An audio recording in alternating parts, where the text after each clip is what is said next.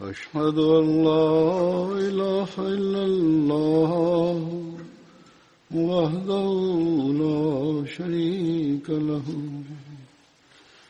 وأشهد أن محمدا عبده ورسوله أما بعد فأعوذ بالله من الشيطان الرجيم بسم الله الرحمن الرحيم الحمد لله رب العالمين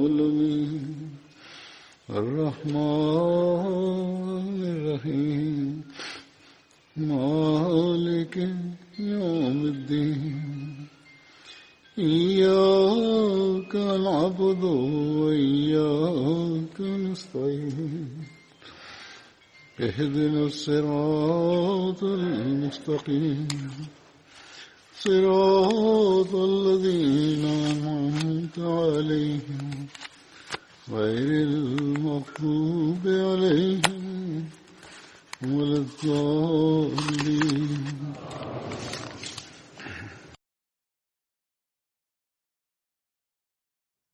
Bismillahirrahmanirrahim. Hazur kaže ashaba kojeg ću da spomenem danas. On se zvao Abdullah bin Ravaha. Njegov otac se zvao Ravaha bin Salba.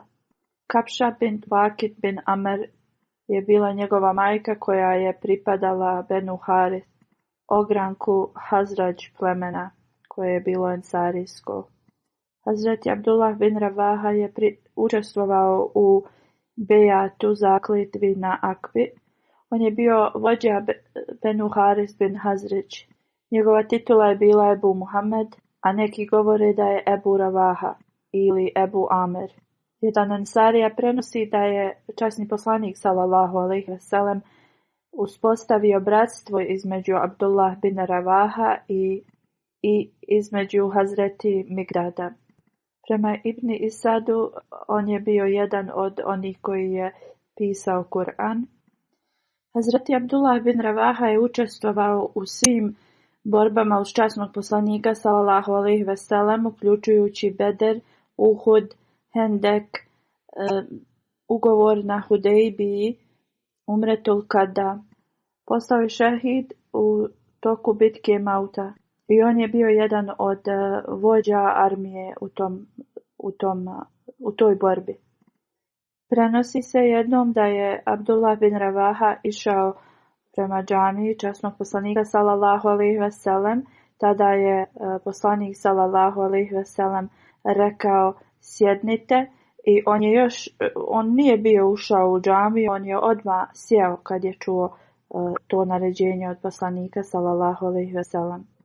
Kada je poslanik sallallahu alejhi ve sellem završio svoju hudbu i saznao u vezi ovoga, rekao je: neka te Allah poveća u tvojoj poslušnosti prema Allahu i njegovom poslaniku sallallahu alejhi ve sellem.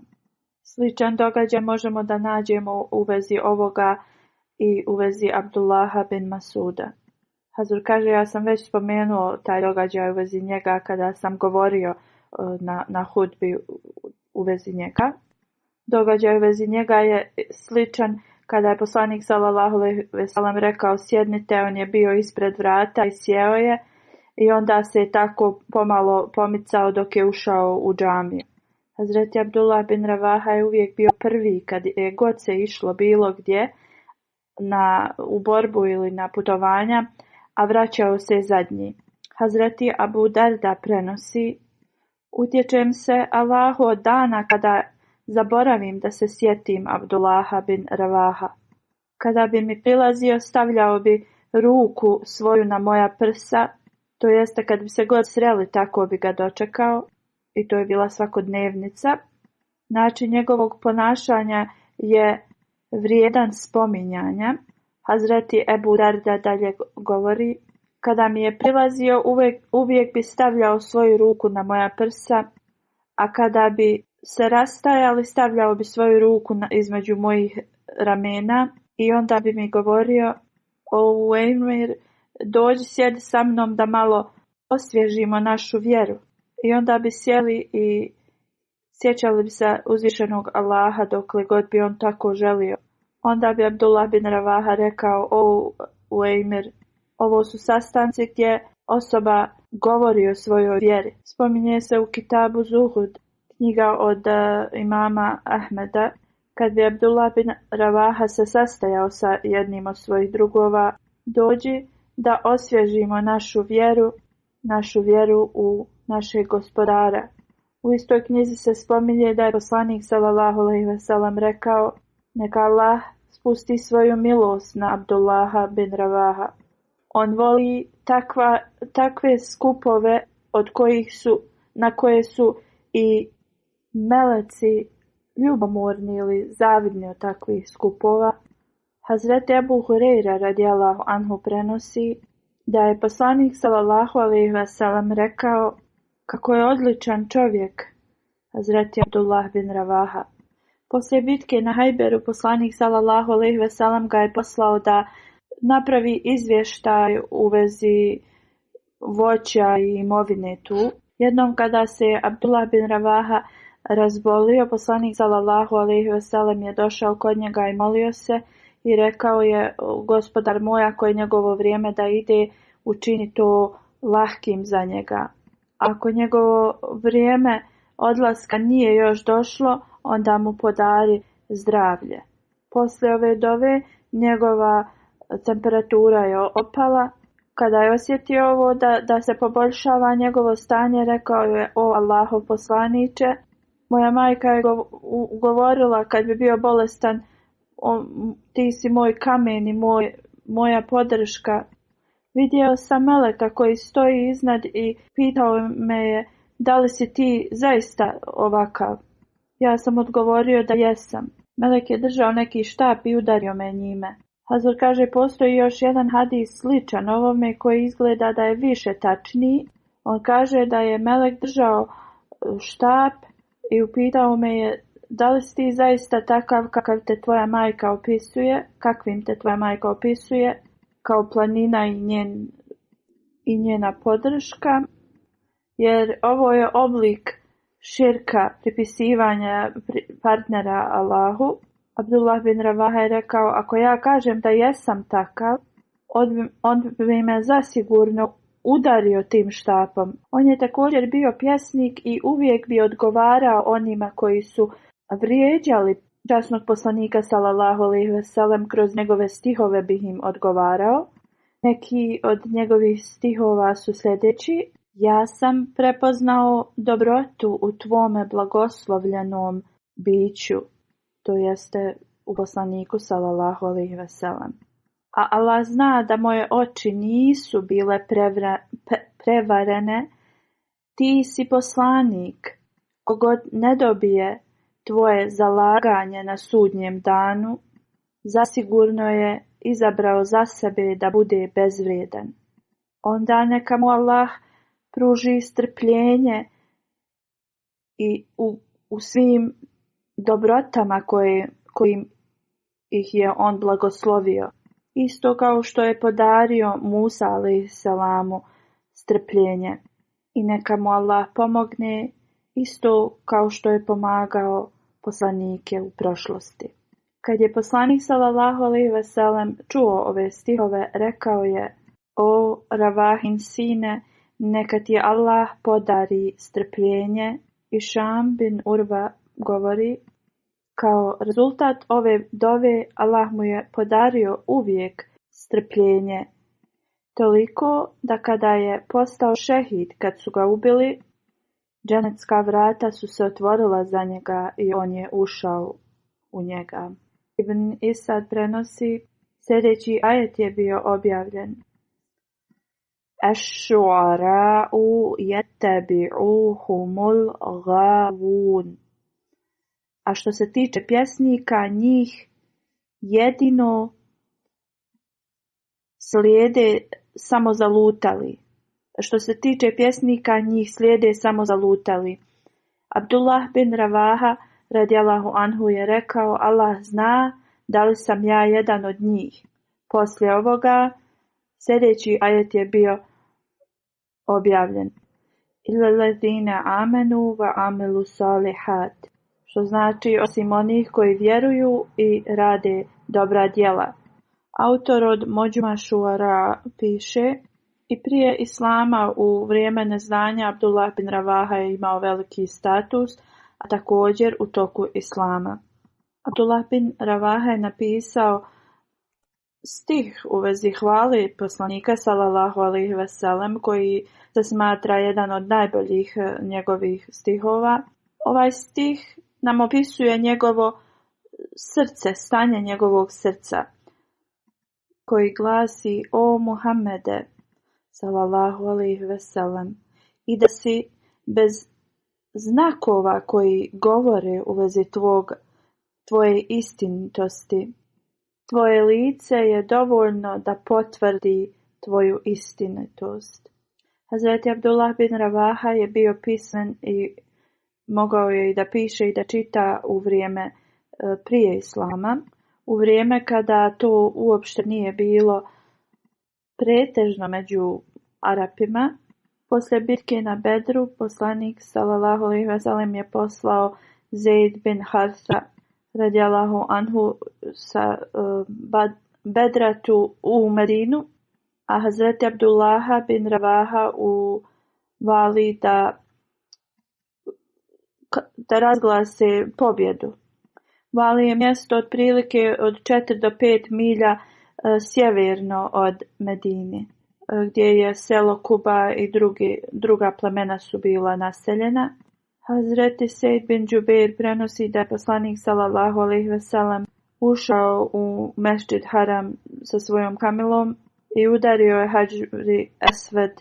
Uz njega je bio Hazreti Abdullah bin Ravaha, dok je držao uzdu kamile od poslanika sallallahu alejhi ve sellem, i on je recitovao sljedeće stihove: o nevjernici, napravite put za časnog poslanika sallallahu alejhi ve sellem.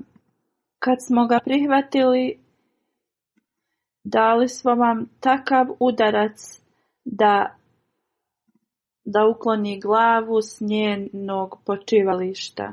Hazreti Kejs bin Abi Hazim prenosi da je poslanik sallallahu alejhi ve sellem rekao Abdullahu bin Ravahu da siđe s kamile i da počne da govori stihove kao što su to Jevreji govorili, da bi njihove kamile išle brzo.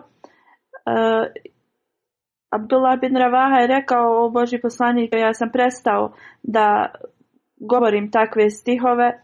A Hazreti Omer, kad je ovo čuo, rekao je: poslušaj i budi poslušan.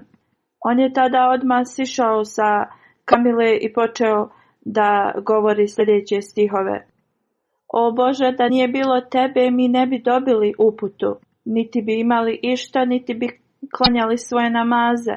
Spusti mir i smiraj na nas i podari nam čvrstoću kada se susretnemo sa neprijateljima, jer su nas neprijatelji, nevjernici, napali.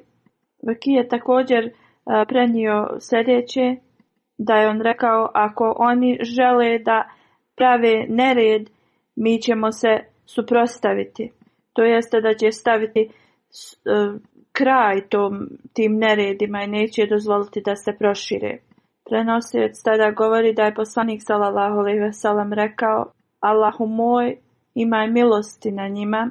I onda je Hazreti Omer radijallahu anhu rekao: naređeno je, drugim riječima, da će milost Allahova biti spuštena na njih zbog molitve poslanika sallallahu alejhi ve sellem.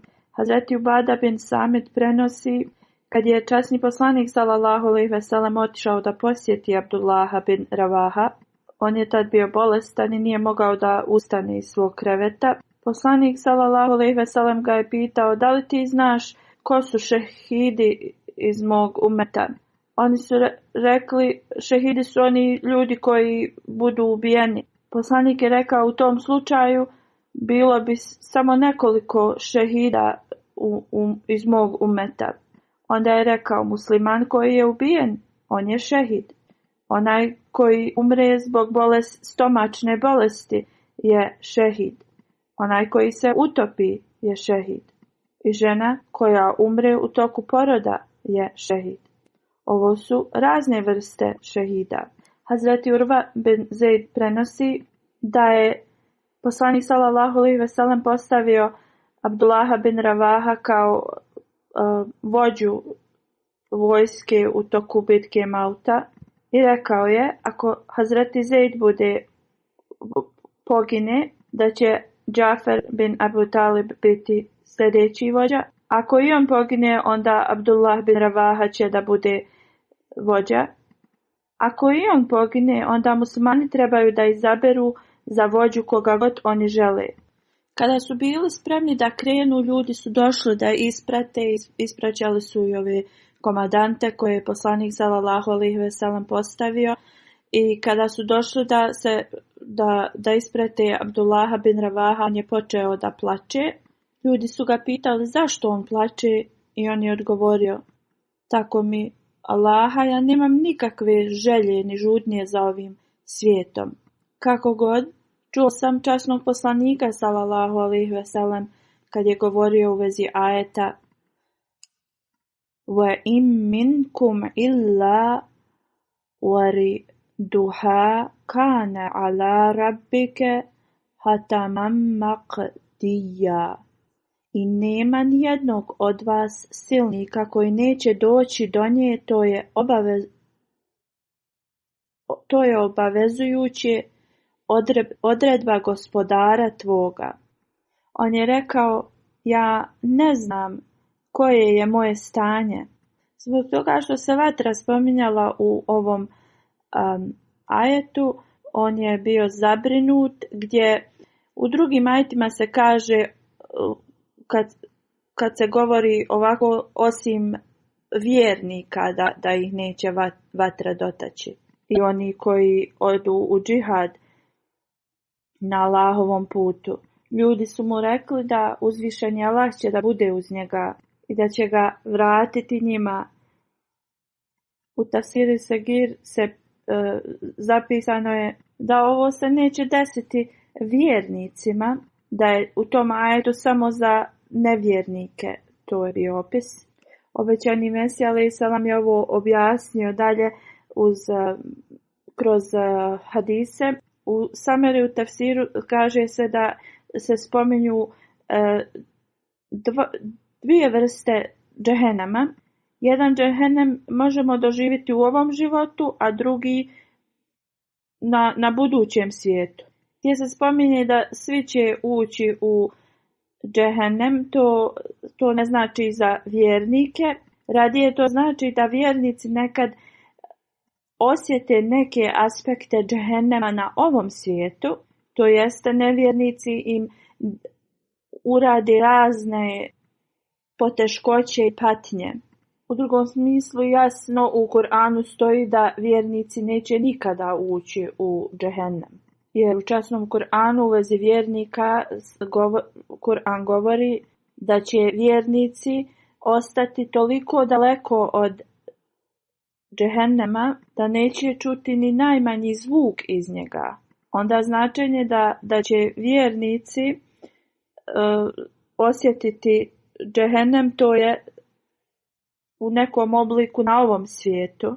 Časni poslanik sallallahu alejhi ve sellem je rekao i da je temperatura kad je osoba bolesna vrsta džehennemske vatre. To jest rekao je, temperatura je dio vatre za svakog, džehennemske vatre za svakog vjernika. Ovo je kratko objašnjenje ovoga. Vjernici su ispratili tu armiju i molili su se da ih Allah sačuva od nevjernika. Hazreti Abdullah bin Ravaha je recitovao sljedeće stihove. Tražim oprost od milostivog Allaha i tražim njegovu pomoć da moj mač bude uspješan u borbi i uspjeh da možemo da se odbranimo od strijela nevjernika koji su žedni naše krvi, čije strijele probadaju jetre i crijeva, i da nastavim da se borim hrabro do moje smrti i kada ljudi prođu pored mog mezara da kažu: o ti koji si učestvovao na Allahovom putu i u borbi, neka ti Allah podari dobro i Allah zaista će to da uradi. Onda je Hazreti Abdullah bin Ravaha došao kod poslanika sallallahu alejhi ve sellem i onda je poslanik poslao tu armiju. Oni su putovali do mjesta Ma'an, i to je grad u Siriji. Tu su saznali da je Herkules sa Rimljanima i drugim Arapima bio spreman sa stotinama hiljada vojske.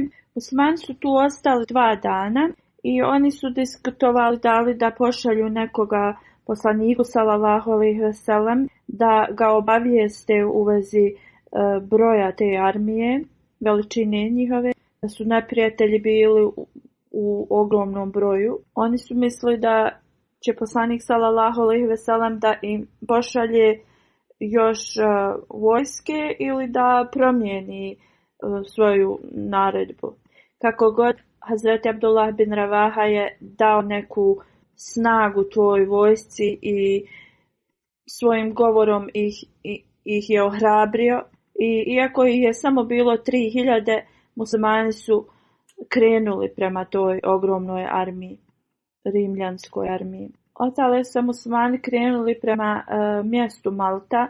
Hazreti Enes prenosi da je poslanik sallallahu alejhi ve sellem rekao ljudima u vezi smrti Hazreti Zejda, Džafera i Abdullaha radijallahu anhu.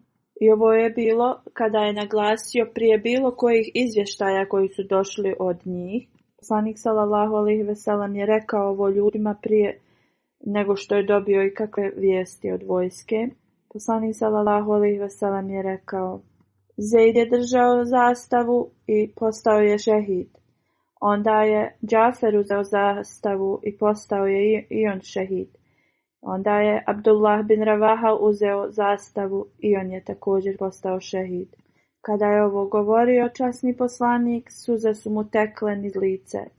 Onda je poslanik sallallahu alejhi ve sellem rekao: zastavu je uzeo jedan Allahov mač i Allah im je podario pobjedu kroz njega.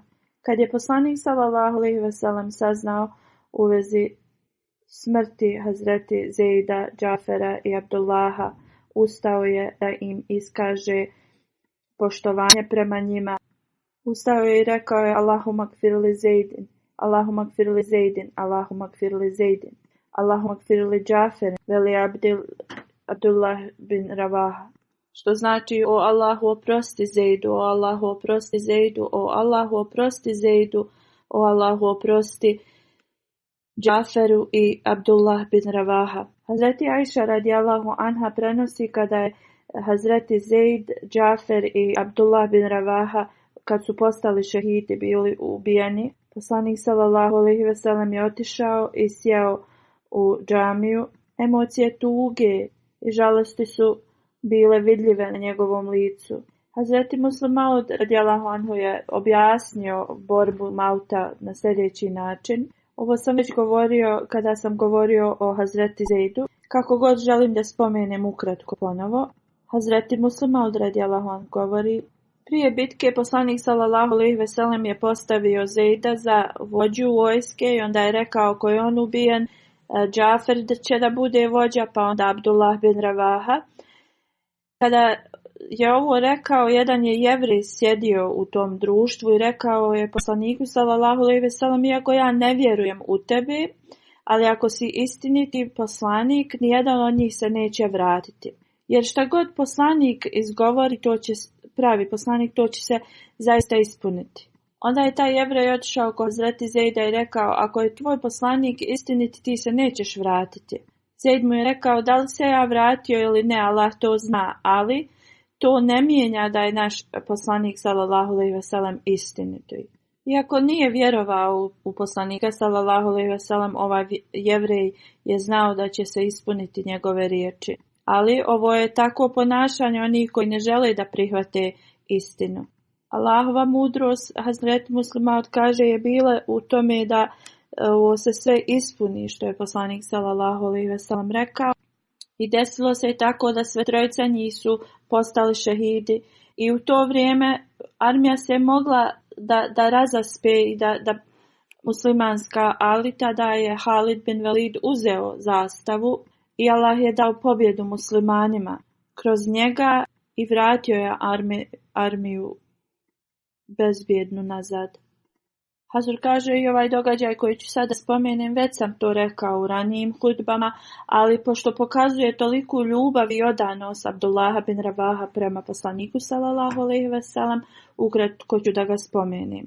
Hazreti Urva prenosi da je Hazreti Usama bin Zaid mu rekao da je jednom poslanik sallallahu alejhi ve sellem jahao je na magarcu, sjedalo je bilo na magarcu, a ispod je bila neka deka i poslanik sallallahu alejhi ve sellem je stavio i Hazreti Usama s njim i oni su išli prema Benu Haris plemenu da pitaju u vezi zdravlja od Hazreti Sada bin Ubada. On je bio tad bolestan. Ovo se desilo prije bitke na Bedru i dok su tuda putovali prošli su kraj nekog skupa gdje su bili neki muslimani, jevreji i idolopoklonici sjedili su. Abdullah bin Ubej i Abdullah bin Ravaha su bili prisutni tu.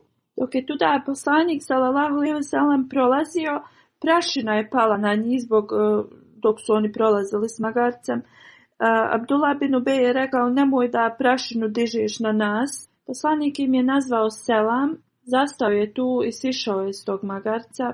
Onda je poslanik sallallahu alejhi ve sellem pozvao islam, učio im je Kur'an. Abdullah bin Ubej je rekao, ovo nije u redu, iako je ovo istina što ti govoriš, ne trebaš da dolaziš na naše sastanke i da nas uznemiravaš. Radije idi odakle si došao i pričaj to onima koji dođu tebi.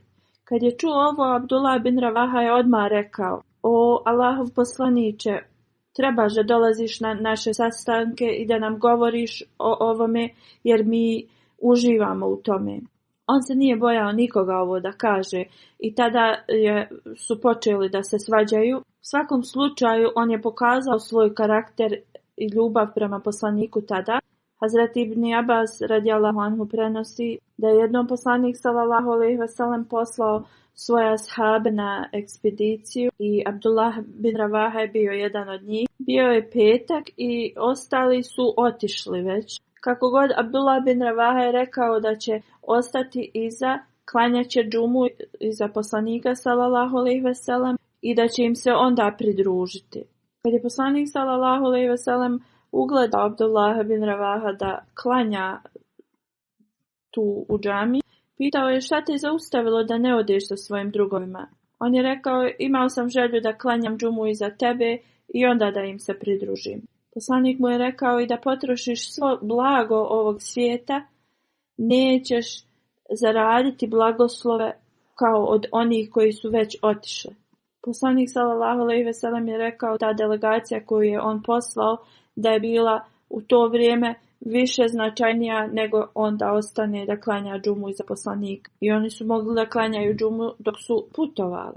Hazreti Abu Darda radijallahu anhu prenosi da je jednom Hazreti Abdullah bin Ravaha otišao s poslanikom sallallahu alejhi ve sellem i taj vrijeme tog dana je bilo toliko vruće, bio je mjesec Ramazan. On kaže da je toliko bilo vruće da su svi pokrivali svoju glavu svojim rukama i kaže da taj dan niko nije postio osim poslanika sallallahu alejhi ve sellem i Abdullaha bin Ravaha.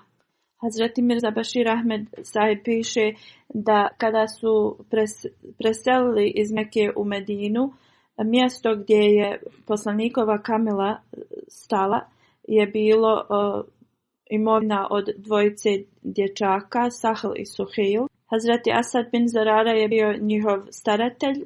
Ovo je bilo prazno mjesto gdje je samo nekoliko stabala hurmi bilo i nekih ruševina na mjestu. Poslanik sallallahu alejhi ve sellem je izabrao da tu napravi Mesdžid Nabvi, poslanikovu džamiju i svoju kuću. Ovo mjesto su kupili za zemljište za 10 dinara, to je otprilike 90 rupija. Oni su izravnali to mjesto i počeli su sa izgradnjom. Poslanik sallallahu alejhi ve sellem se molio uzvišenom Allahu i onda je stavio kamen temeljac. Isto kao što su izgradili džamiju u Kuba, ashabi su bili ti koji su radili i časni poslanik sallallahu alejhi ve sellem bi im pomagao također. Dok su dizali kamenje, ashabi su govorili stihove koje je napisao Abdullah bin Ravaha. Govorili su ovaj teret nije teret od Hajber komercijalnog karavana kad donosi stvari koje životinje donose.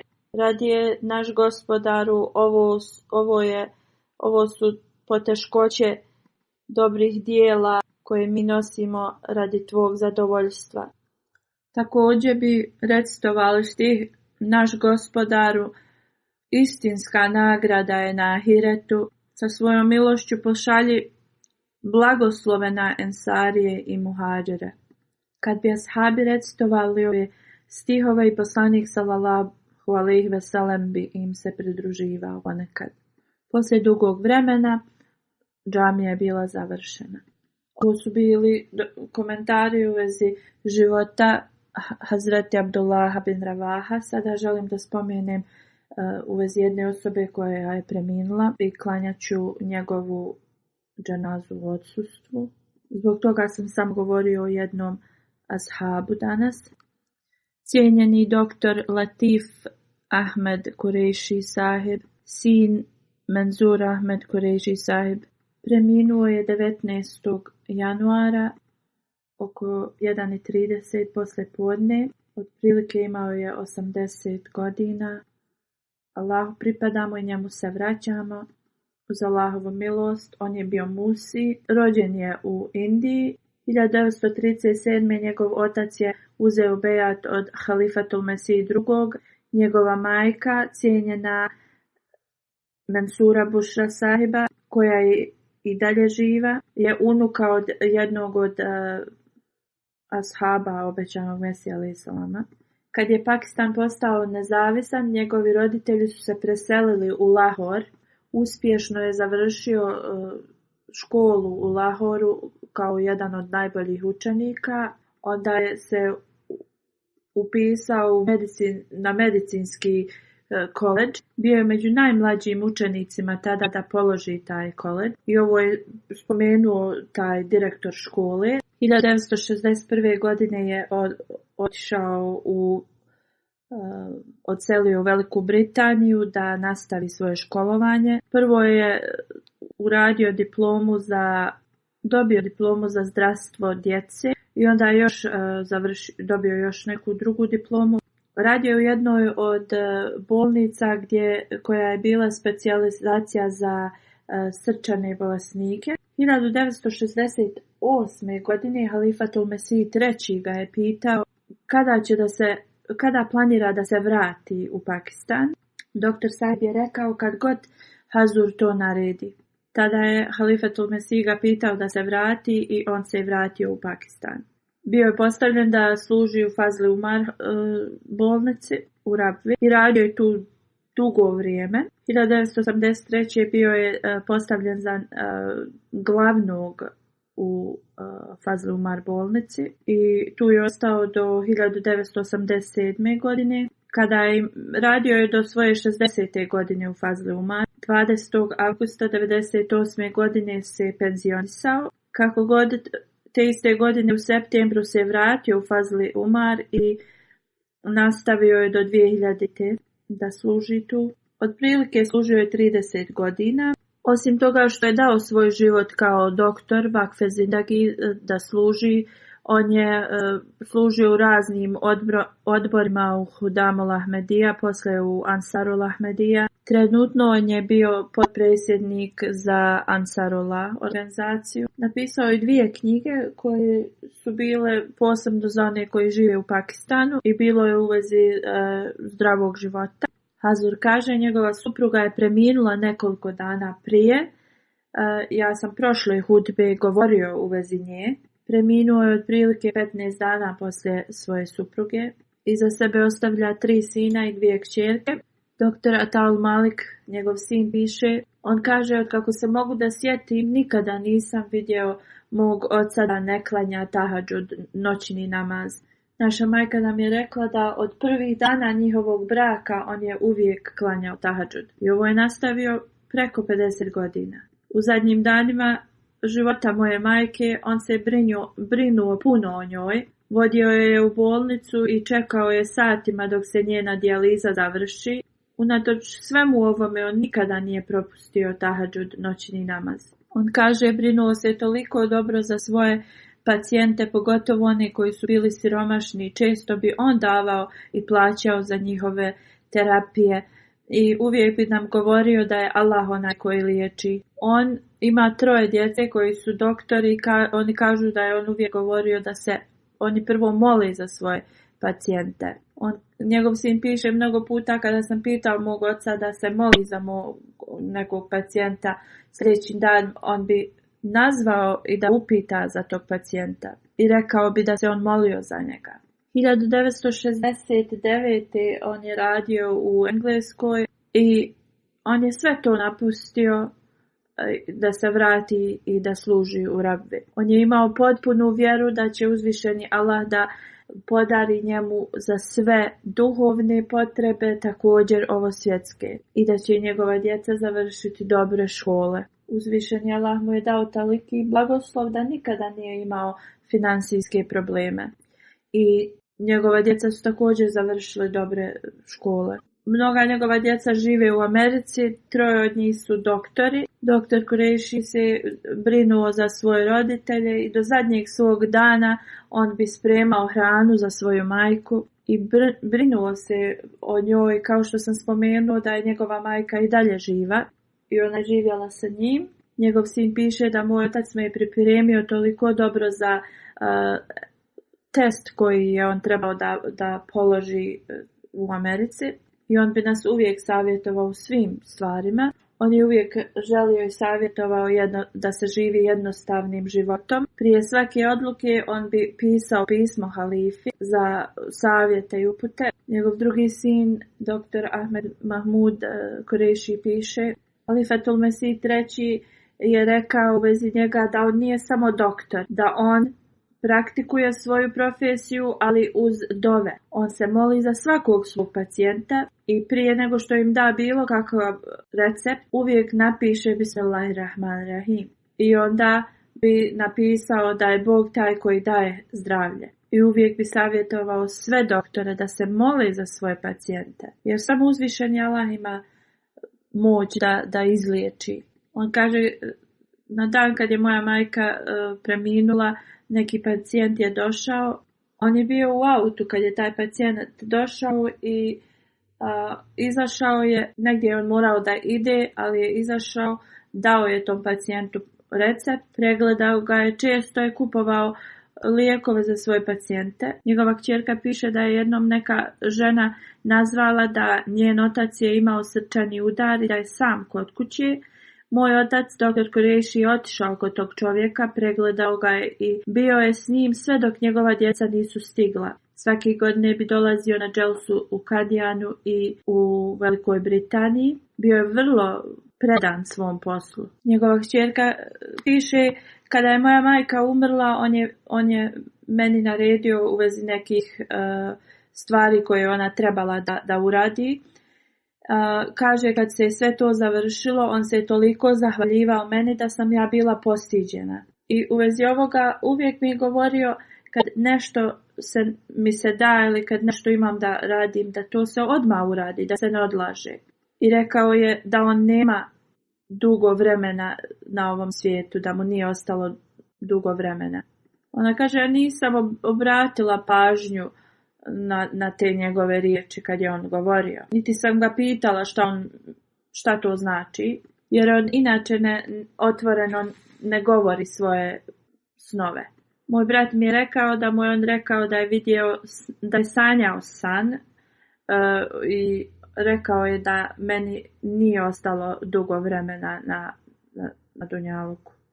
On kaže dan kada je preminuo bio je u klinici od 9 do 1 poslje podne. Došao je kući u 1, uzeo je abdest jer je htio da ode da klanja namaz u džamiji Mubare. Kad je sjeo na svoj krevet, skinuo svoje cipele, tada je imao srčani udar i tako je otišao da svom gospodaru. On je imao tako dobre odnose sa svojim komšijama, a i oni prema njemu. Volio je poeziju i da čita literature. Često bi učio, recitovao poeziju iz Dure Sami Mahmud Kalam na vrlo sa lijepom melodijom.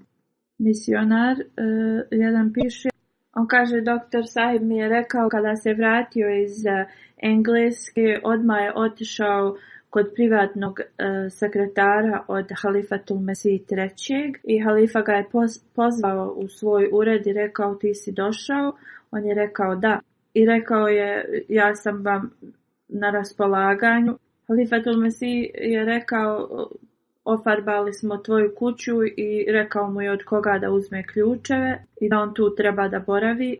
Doktor Sahib je rekao kad je došao u kuću, bilo je sasvim malo nekih stvari, otišao je i kupio još što mu je trebalo. On kaže, ja nikada nisam pokazivao i nije pokazivao da je on došao iz Engleske i da ta kuća nije bila kao na njegovom standardu. Prva dželsa kad je bila, on kaže, imao je toliko gosti u njegovoj kući da je on spavao na podu. On se brinuo puno o svom puncu, Molana Abdulsa, i također o svojoj, brinuo se i o punici. On dalje govori da doktor Sahib koji je preminuo mu je često govorio da neki njegovi prijatelji školski koji su imali velike pozicije i to pitali bi ga često, šta si ti dobio od toga da odeš i da radiš na tako malom mjestu kao što je Rabva. On bi uvijek govorio da ovi ljudima nikada neće biti jasno šta sam ja dobio od moje službe u Rabvi. Samo molitve koje osoba može tu i da dobije su neprocjenjive. On je također imao priliku da se brine kao doktor za neke ashabe obećanog Mesija alejhi selama. U Islamabadu doktor Kureiš Sahib je proveo zadnje dane od Halifatul Mesih III. Također je imao priliku da se brine o drugim ljudima iz džamata. Jedan od ljudi piše, uopšte ne bi bilo preveličavanje da kažemo da je ovaj doktor se toliko brinuo i najviše se brinuo o siromašnim ljudima. Više od pola stoljeća on se je brinuo za siromašne ljude u ovome mjestu. Uopšte nije gledao koja je religija pacijenta ni ništa u vezi njih. On se je brinuo prema svima jednako. Kada je bio glavni nadgledni za bolnice u tom mjestu, on bi išao bi da kupuje te sprave za medicinu i potrošio bi dugo vremena da to uradi. Jedan kvalitet njegov je bio da je uvijek se brinuo kako da najbolje se financije džematske potroši bez razasipanja i tako slično. On je započeo odjel ultrasound i endoskopiju u bolnici.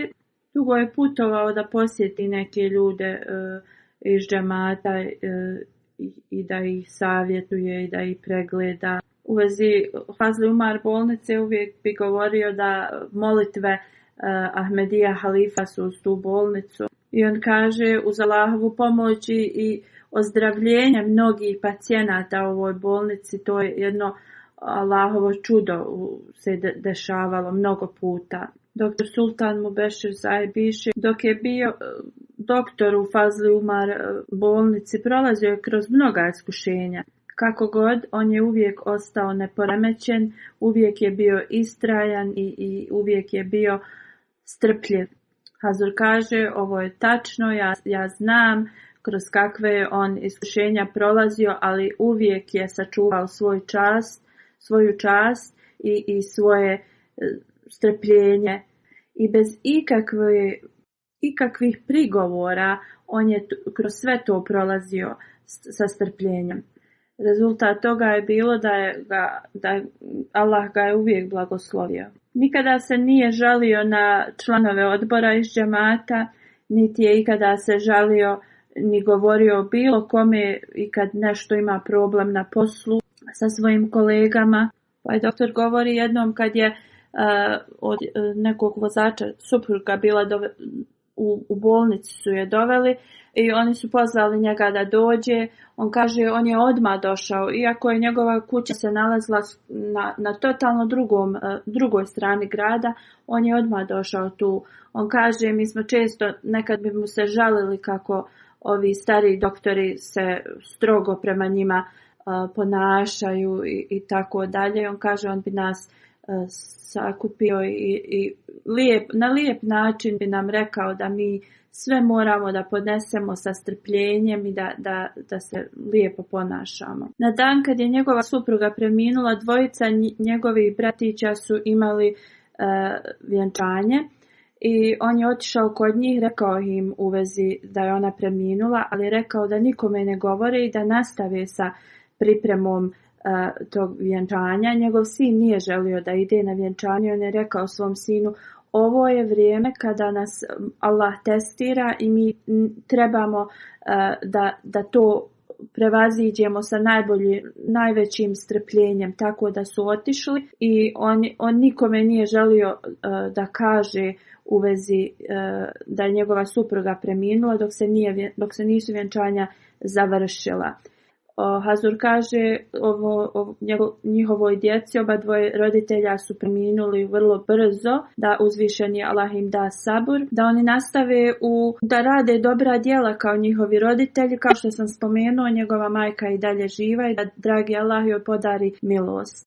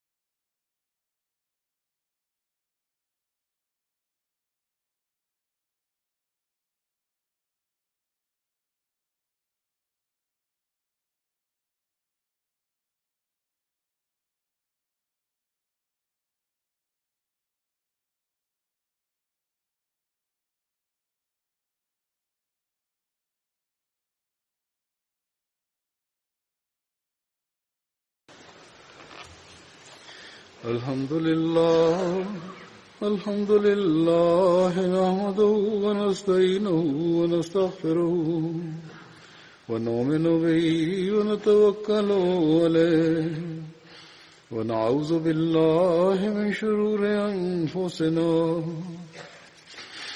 ومن سيئات أعمالنا من يهده الله فلا مضل له ومن يضلل فلا هادي له ونشهد أن لا إله إلا الله ونشهد أن محمدا عبده ورسوله عباد الله رحمكم الله إن الله يأمر بالعدل والإحسان وإيتاء ذي القربى وينهى عن الفحشاء والمنكر والبغي يعظكم لعلكم تذكرون اذكروا الله يذكركم وادعوه يستجب لكم